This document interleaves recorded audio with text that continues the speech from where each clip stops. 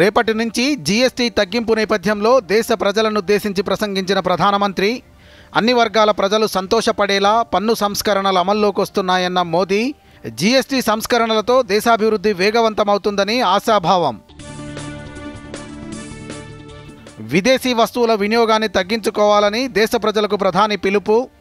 ప్రతి పౌరుడు స్వదేశీ ప్రతిజ్ఞ చేసినప్పుడే ఆత్మనిర్భర్ భారత్ సాకారమవుతుందని వెల్లడి.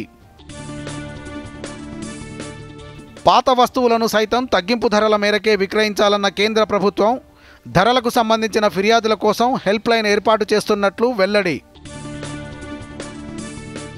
రాష్ట్ర వ్యాప్తంగా అంగరంగ వైభవంగా బతుకమ్మ సంబరాలు. వరంగల్ 1000 స్తంభాల గుడి ఆవరణలో రాష్ట్ర ప్రభుత్వ ఆధ్వర్యంలో వేడుకలకు హాజరైన మంత్రులు, ప్రజాప్రతినిధులు. ఆల్మట్టి డ్యాం పెంపును రాష్ట్ర ప్రభుత్వం వ్యతిరేకిస్తోందన్న మంత్రి ఉత్తమ్ కుమార్ రెడ్డి రేపు ఢిల్లీలో రాష్ట్ర ప్రభుత్వ వాదనను బలంగా వినిపిస్తామని వెల్లడి. దుబాయ్ వేదికగా భారత్ పాక్ మధ్య ప్రారంభమైన T20 టాస్ గెలిచి బౌలింగ్ ఎంచుకున్న టీమిండియా. ఈ నెల 25న బంగాళాఖాతంలో అల్పపీడనం, 27 నాటికి వాయుగుండంగా మారే అవకాశం. తెలుగు రాష్ట్రాలకు భారీ వర్ష సూచన.